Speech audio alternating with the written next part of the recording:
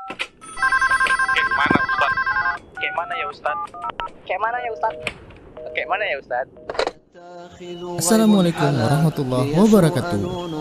Apa kabarnya nih keluarga muslim? Semoga selalu diberikan kesehatan sekeluarga dan diberi kemudahan segala urusannya. Alhamdulillah, kita ketemu lagi nih kawan-kawan di program kesayangan kita. Masih di Kemyu. Kayak mana ya Ustadz? Nah, kali ini kita masih berada di kota Medan. Dan kita sudah menerima pertanyaan dari beberapa warga Medan. Kira-kira pada mau tanya apa aja ya sama Ustadz? Ya udah yuk kita langsung saja ke pertanyaan pertama. Tetap di Kemyu. Kayak mana ya Ustadz? غيب حلا ليسوء نون راو وضم الهمز والماد عدل سما ويلقاه يضم. Bismillah. Assalamualaikum warahmatullahi wabarakatuh. Innal hamdalillah wassalatu wassalamu ala Rasulillah wa ala alihi wa ashabihi wa man walah. Wala haula wala quwwata illa billah, amma ba'd. Para pemirsa Rosyad TV di mana saja Anda berada, rahimani wa rahmakumullah. Ada pertanyaan dari saudara kita yang menanyakan tentang hukum persentuhan atau jabat tangan antar sepupu laki-laki dengan sepupu perempuan. Apakah dibolehkan? Baik para hamba Allah rahimani wa rahmakumullah, sebelum kita menjawab pertanyaan ini, kita ucapkan syukran jazilan wa jazakallahu khairan. Para hamba Allah rahimani wa rahmakumullah, sepupu yaitu anak-anak dari saudara maupun saudari, ayah maupun ibu. Maka sesungguhnya mereka ini adalah orang-orang yang boleh dinikahi. Tidak ada keharaman untuk menikah dengan mereka. Mereka bukanlah mahram yang haram untuk menikah dengan mereka. Bahkan sebaliknya, dihalalkan oleh Allah Subhanahu wa taala untuk menikah dengan mereka. Allah Subhanahu wa taala berfirman di dalam surah Al-Ahzab ayat 50. Allah mengatakan, a'udzu billahi minasyaitonir rajim. Ya ayyuhan nabi, inna ahlalna laka azwajaka allati ataita ujurahunna wa ma malakat yaminuka mimma afa Allahu 'alaika wa banati ammika wa banati ammatika wa banati khalika wa banati khalatika allati hajarna ma'aka. Allah berfirman yang artinya, wahai Nabi, sesungguhnya telah kami halalkan untukmu istri-istrimu yang telah engkau berikan mahar kepada mereka, dan kami halalkan juga untukmu budak-budak wanita dari apa yang telah Allah anugerahkan kepadamu dalam peperangan. Dan kami halalkan juga untukmu putri-putri dari saudara ayahmu dan putri-putri dari saudari ayahmu. Demikian pula putri-putri dari saudara ibumu. Begitu juga putri-putri dari saudari ibumu yang telah berhijrah bersamamu. Baik para hamba Allah rahimani wa rahimakumullah, lewat ayat ini Allah Subhanahu wa taala menjelaskan kepada hambanya bahwa Allah Subhanahu wa taala telah menghalalkan untuk Nabi, demikian pula untuk umat Nabi yang berjenis kelamin laki-laki, menghalalkan untuk menikahi sepupu, yaitu putri-putri dari saudara maupun saudari, ayah maupun ibu. Baik para hamba Allah rahimani wa rahimakumullah. Oleh karena itu, tatkala mereka adalah orang-orang yang boleh untuk menikah, maka tidak boleh bagi mereka, antar mereka, tatkala mereka belum diikat dengan ikatan pernikahan dan mereka telah balik dewasa, untuk mereka saling bersentuhan, untuk mereka saling melihat aurat satu sama lainnya, untuk mereka berduaan, tidak boleh bagi mereka. Dalam kasus yang ditanyakan ini, maka dengan penjelasan ini diharamkan untuk bersentuhan, berjabat tangan antar sepupu laki-laki dengan sepupu wanita. Dalam hadis yang diriwayatkan oleh Imam Tabrani, Nabi kita Muhammad sallallahu alaihi wasallam bersabda, "La'an yuta'ana fi ra'si ahadikum bimikhyatin min hadidin khairul lahu ayyamassa imra'atan lam tahilla lahu."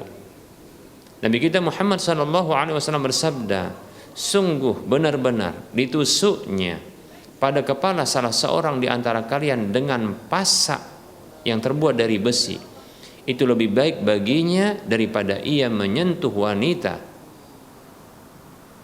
yang tidak halal baginya. Sepupu perempuan tidak halal baginya, tidak halal bagi seorang laki-laki, sepupu laki-laki untuk menyentuhnya kecuali setelah menikahinya. Semoga penjelasan ini bermanfaat. Wassallallahu ala Muhammad wa ala alihi wa ashabihi ajma'in. Walhamdulillahirabbil alamin. Wassalamualaikum warahmatullahi wabarakatuh. Alhamdulillah, sudah jelas ya kawan-kawan jawaban dari Ustadz. Nah, semoga bisa menambah ilmu kita semua dan jangan lupa mengamalkannya. Sekarang kita lanjut ke pertanyaan selanjutnya. Kayak mana ya Ustadz?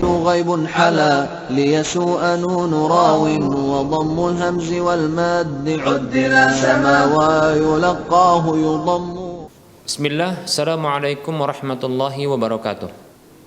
Alhamdulillahi rabbil alamin, wa bihi nasta'in ala umuri dunya waddin, wa ashhadu an la ilaha illallah rabbul alamin, wa ashhadu anna Muhammadan abduhu wa rasuluhu asyraful anbiya'i wal mursalin, wa salawatullahi wa salamuhu alaihi wa ala alihi wa ashabihi ajma'in wa man tabi'ahum bi ihsanin ila yaumiddin, amma ba'd.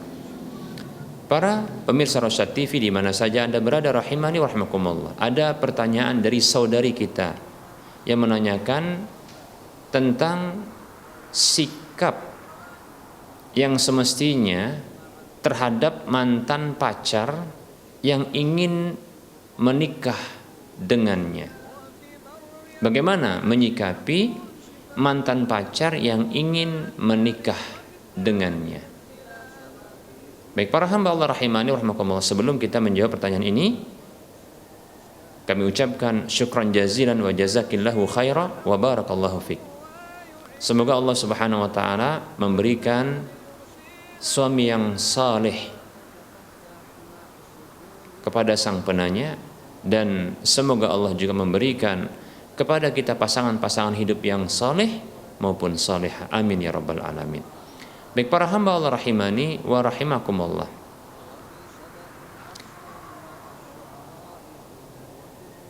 Di antara ketetapan syariat, ajaran dalam agama kita adalah memilih pasangan hidup dengan memenuhi dua kriterianya, yaitu yang pertama adalah bagus agamanya, kemudian yang kedua adalah bagus akhlaknya. Baik para hamba Allah rahimani wa rahimakumullah. Mengapa demikian? Karena sesungguhnya orang yang dekat dengan kita ini akan memberikan pengaruh bagi keagamaan kita. Rasulullah Shallallahu Alaihi Wasallam bersabda dalam hadis yang diriwayatkan oleh Imam Ahmad dalam musnadnya, Rasulullah Shallallahu Alaihi Wasallam bersabda, al mar'u ala dini khalilihi falyandur ahadukum man yukhalilu.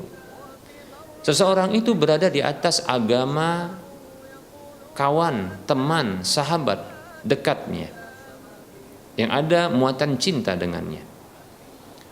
Maka hendaklah salah seorang di antara kalian melihat, ini perintah untuk melihat, menseleksi, memilih man yukhalilu, orang yang dia jadikan teman dekat. Baik para hamba Allah rahimani wa rahimakumullah, memilih pasangan hidup ini sesuatu yang wajib dengan memenuhi kriteria bagus agamanya, bagus akhlaknya. Bagi para wali, para wanita, bagi para wali dari para wanita atau pihak wanita, maka ada hadis Nabi SAW terkait dengan mereka untuk memilih dan menseleksi laki-laki yang datang untuk menjadi calon pasangan hidup wanita yang di bawah perwalian mereka. Nabi kita Muhammad SAW bersabda, "Idza ja'akum man tardawna dinahu wa khuluquhu fa'ankihuhu illa taf'aluhu takun fitnatun fil ardi wa fasadun." Hadis riwayat Tirmidzi dengan lafaz seperti ini. Nabi kita Muhammad SAW bersabda yang artinya, apabila datang kepada kalian orang yang kalian ridhoi agama dan akhlaknya, maka nikahkanlah ia. Ini perintah Nabi SAW untuk menikah dengan orang yang terpenuhi dua kriteria ini, yaitu keridhaan dalam kebagusan agama dan akhlaknya. Demikian. Bahkan ada ancaman. Nabi SAW mengatakan, apabila kalian tidak lakukan, maka akan terjadi bala, musibah di permukaan bumi dan kerusakan. Hadis riwayat Tirmidzi. Baik para hamba Allah rahimani wa rahimakumullah. Jadi merupakan sebuah kewajiban untuk menseleksi. Begitu juga ternyata bukan hanya pihak wanita yang harus menseleksi, begitu juga pihak laki-laki untuk memilih pasangan hidup yang juga bagus agama dan akhlaknya. Dalam hadis yang diriwayatkan oleh Imam Bukhari dan Muslim, Rasulullah SAW bersabda, "Tunkahul mar'atu li arba'in." Wanita itu dinikahi karena 4 hal. Limaliha, karena hartanya, wali nasabiha, wali hasabiha, karena nasabnya, wali jamaliha, karena kecantikannya, wali diniha, dan karena agamanya. Fadhfar bidzatid din taribat yadaka. Pilihlah yang bagus agamanya, yang punya agama, kamu pasti beruntung. Hadis riwayat Bukhari Muslim. Nabi SAW perintahkan untuk memilih wanita yang punya agama. Wanita yang punya agama, yaitu bagus agamanya dan bagus dalam mengamalkan ajaran agama. Demikian. Baik para hamba Allah rahimani wa rahimakumullah. Seseorang yang bagus agamanya itu ditandai dengan semangatnya untuk belajar agama. Bila ada kajian-kajian ilmu agama, maka dia pun bersemangat untuk menghadirinya.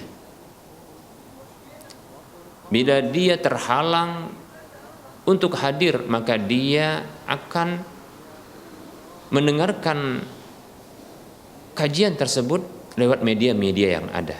Demikian, seperti itu. Bersemangat untuk belajar agama. Ini menunjukkan bagusnya agama. Bagus akhlaknya, maksudnya adalah bagus dalam mengamalkan ajaran agama tersebut. Bagusnya di dalam mengamalkan ilmu yang didapatkan, ilmu agama yang didapatkan. Sehingga tatkala dia mengamalkan ajaran-ajaran agama yang bersumber dari Al-Quran dan hadis Nabi SAW, maka dengan seperti itu akan menjadi bagus agamanya. Demikian para hamba Allah rahimani wa rahimakumullah. Untuk kasus yang ditanyakan, apabila mantan pacar tersebut bagus agamanya, di mana ia bersemangat untuk menuntut ilmu agama, menghadiri kajian-kajian ilmu. Jika ia terhalang untuk hadir, maka dia mendengarkan kajian lewat media-media yang ada. Begitu juga bagus akhlaknya, di mana dia bersemangat pula untuk mengamalkan ilmu yang didapatkannya, mengamalkan ajaran agama tersebut yang sesuai dengan Al-Quran dan petunjuk hadis Nabi SAW. Di antaranya pula dia telah bertobat dari perbuatannya berpacaran tersebut, meninggalkan tindakan pacaran. Dia tidak lagi berpacaran, bahkan dia menginginkan untuk mengakhiri dengan pernikahan. Maka silahkan menikah dengannya. Namun apabila tidak terpenuhi salah satu dari dua ketentuan ini, kriteria ini, lebih-lebih keduanya tidak ada pada mantan pacar tersebut, maka janganlah menikah dengannya.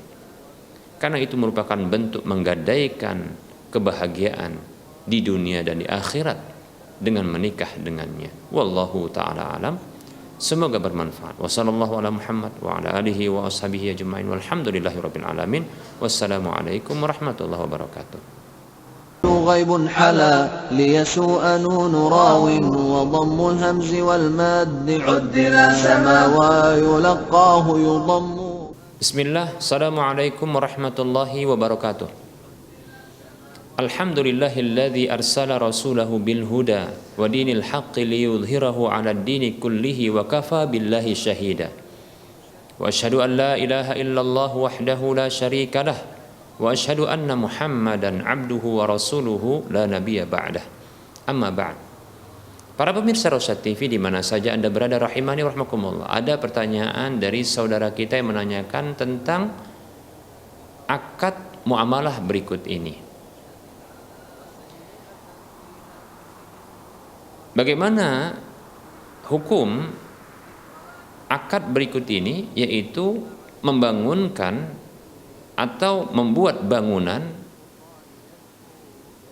ruko 4 pintu, kemudian dibayar dengan perjanjian kontrakan salah satu dari toko, satu pintu dari toko tersebut dengan tempo 15 atau 20 tahun. Apakah dibolehkan? Baik para hamba Allah rahimani wa rahimakumullah. Sebelum kita menjawab pertanyaan ini, kita ucapkan syukran jazilan wa jazakallahu khairan. Baik para hamba Allah rahimani wa rahimakumullah. Akad ini termasuk ya akad istisna, yaitu minta buatkan. Nah, objek dari akad istisna ini adalah berupa bangunan toko dengan 4 pintu. Sesungguhnya ada beberapa syarat untuk keabsahan dari akad istisna ini atau ketentuan. Ada beberapa ketentuan. Yang pertama, wajib untuk menjelaskan tentang kriteria ataupun spesifikasi dari objek akad istisna ini, seperti luasnya, tingginya, begitu juga bentuk-bentuk bangunannya, dan seterusnya.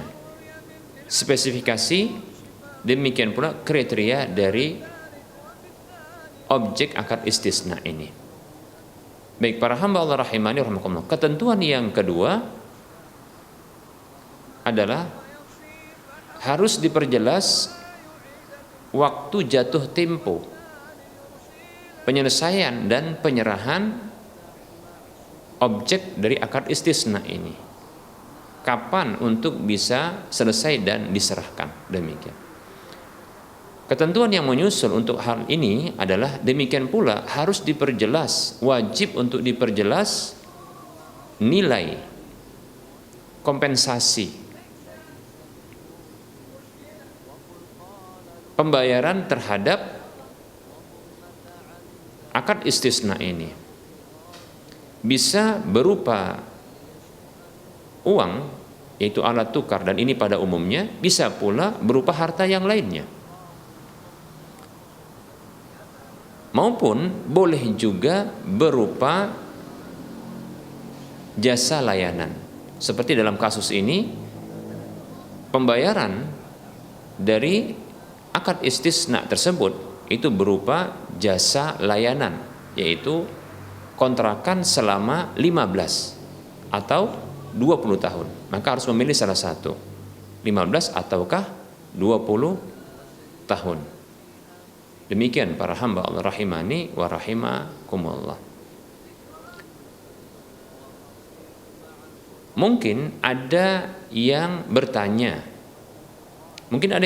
kepada kita, apakah dibolehkan untuk memberikan kompensasi pembayaran tersebut berupa